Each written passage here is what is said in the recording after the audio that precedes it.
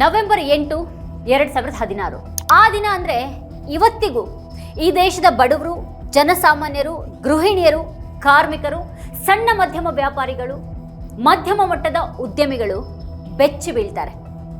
ಇವತ್ತು ಆ ದಿನಕ್ಕೆ 9 ವರ್ಷಗಳು. ಅವತ್ತಿನ ಆಕ್ರಮದ ಘೋರ ಪರಿಣಾಮವನ್ನು ಈ ದೇಶದ ಆರ್ಥಿಕತೆ, ಈ ದೇಶದ ಬಡವರು, ಜನಸಾಮಾನ್ಯರು ಇವತ್ತಿಗೂ ಕೂಡ ಅನುಭವಿಸ್ತಾ ಇದ್ದಾರೆ. ಆದರೆ ಅವತ್ತು ಇದ್ದಕ್ಕಿದ್ದ ಹಾಗೆ ರಾತ್ರಿ ಟಿವಿಯಲ್ಲಿ ಪ್ರತ್ಯಕ್ಷವಾಗಿ ನಿಮ್ಮ ಕೈಯಲ್ಲಿರುವ ಹಾಗೆ ನೀವು ಕಷ್ಟಪಟ್ಟು ದುಡಿದು ಉಳಿತಾಯ ಅಂತ ಕಾಪಾಡಿಕೊಂಡಿದ್ದಂತಹ ಆ 500, 1000 ನೋಟುಗಳು ಬರೀ ಕಾಗದಗಳು ಅಂತ ಹೇಳಿದಂತಹ ಮೋದಿಜಿ ಮತ್ತೆ ಮಾಡಿದ್ದೇನು? Brothers and sisters, to break the grip of corruption and black money, we have decided that the 500 rupee and 1000 rupee currency notes presently in use will no longer be legal tender from midnight to night, that is 8th November 2016. ಆವತ್ತು ಅವರು ಈ ದೇಶಕ್ಕೆ ಕೊಟ್ಟಿದ್ದಂತಹ ಆ ಶಾಕ್ನಿಂದ ಇವತ್ತಿಗೂ ಕೂಡ ಈ ದೇಶದ ಜನಸಾಮಾನ್ಯರು, ಮಧ್ಯಮ ವರ್ಗ ಚೇತರಿಸ್ಕೊಂಡಿಲ್ಲ. ಆದರೆ ನನಗೆ 50 ದಿನ ಕೊಡಿ, ಎಲ್ಲವನ್ನೂ ಸರಿ ಮಾಡ್ತೀನಿ, ಇಲ್ಲದೇ ಇದ್ರೆ ನೀವು ಹೇಳಿದ ಶಿಕ್ಷೆನ ಎದುರಿಸೋದಕ್ಕೆ ನಾನು ಸಿದ್ಧ ಅಂತ ಹೇಳಿದಂಥ ಮೋದಿಜಿಯವರು ಏನು ಮಾಡಿದ್ರು? ಇವತ್ತು 50 ದಿನ ಹೋಗಿ 9 ವರ್ಷ ಕಳೀತು. ಏನಾದರೂ ಸರಿ ಮಾಡಿದ್ರ ಮೋದಿಜಿಯವರು?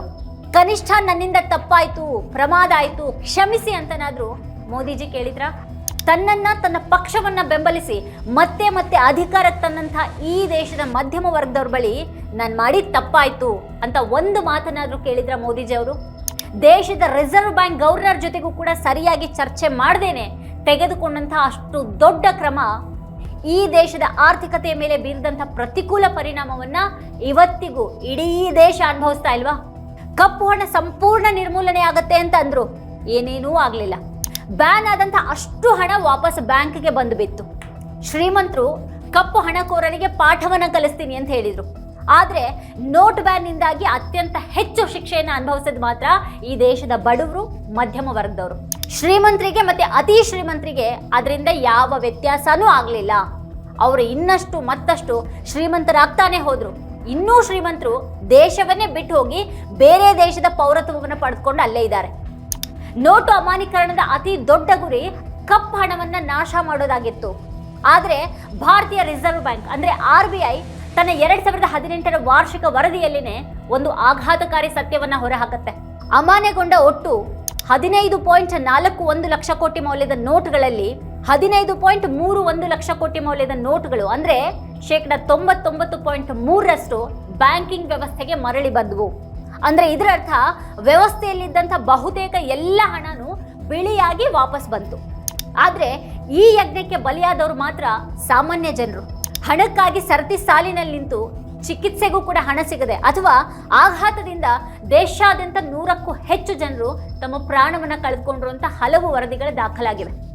ಇನ್ನು ಆರ್ಥಿಕತೆಯ ಮೇಲಿನ ಪರಿಣಾಮವನ್ನು ನಾವು ನೋಡೋದಾದ್ರೆ ಕೇಂದ್ರೀಯ ಅಂಕಿಅಂಶ ಕಚೇರಿ ಅಂದರೆ CSO ಪ್ರಕಾರ 8% ವೇಗದಲ್ಲಿ ಬೆಳೀತಾ ಇದ್ದಂಥ ನಮ್ಮ ಭಾರತದ GDP ನೋಟು ಅಮಾನ್ಯೀಕರಣದ ನಂತರದ ತ್ರೈಮಾಸಿಕದಲ್ಲಿ ಜನವರಿಯಿಂದ ಮಾರ್ಚ್ 2017ರಷ್ಟಕ್ಕೆ 6.1% ಕುಸಿತು. ಅಷ್ಟೇ ಅಲ್ಲ, ಅಜಿಂ ಪ್ರೇಮ್ಜಿ ವಿಶ್ವವಿದ್ಯಾಲಯದ ಸ್ಟೇಟ್ ಆಫ್ ವರ್ಕಿಂಗ್ ಇಂಡಿಯಾ 2019ರ ವರದಿಯು 2016ರಿಂದ 2018 ನಡುವೆ ದೇಶದಲ್ಲಿ ಸುಮಾರು 50 ಲಕ್ಷ ಅಂದರೆ 5 ಮಿಲಿಯನ್ ಜನರು ಉದ್ಯೋಗವನ್ನು ಕಳೆದುಕೊಂಡಿದ್ದಾರೆ ಅಂತ ಅಂದಾಜು ಮಾಡಿದ್ದು, ಅದಕ್ಕೆ ನೋಟು ಅಮಾನ್ಯೀಕರಣ ನೀಡಿದಂಥ ಆಘಾತವು ಕೂಡ ಪ್ರಮುಖ ಕಾರಣ ಅಂತ ವಿಶ್ಲೇಷಿಸಿತು.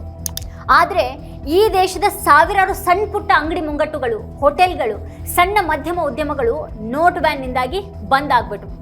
ಅದರಿಂದಾಗಿ ಲಕ್ಷಾಂತರ ಜನ ಉದ್ಯೋಗವನ್ನ ಕಳೆದುಕೊಂಡು ಬೀದಿಗೆ ಬಿದ್ರು. ಗೃಹಿಣಿಯರು ತುರ್ತಿಗೆ ಅಂತ ಜೋಪಾನವಾಗಿ ಕೂಡಿಟ್ಟಿದ್ದಂತಹ ಸಾವಿರಾರು ಲಕ್ಷಾಂತರ ರೂಪಾಯಿಗಳು ಬರೀ ಕಾಗದಗಳಾಗಿ ಅವರನ್ನ ಅಣಕಿಸಿದ್ವು. ಆದರೆ ಬೃಹತ್ ಉದ್ಯಮಿಗಳು, ರಾಜಕಾರಣಿಗಳು ಆರಾಮಾಗಿ ತಮ್ಮ ಕಪ್ಪು ಹಣವನ್ನ ಬದಲಾಯಿಸಿಕೊಂಡು ಹಾಯಾಗಿ ಕೂತ್ರು. ಭಯೋತ್ಪಾದನೆ ಇಲ್ಲವಾಗ್ಬಿಡುತ್ತೆ ಅಂತಂದ್ರು. ಆದ್ರೆ ಏನಾಗಿದೆ ಇವತ್ತು?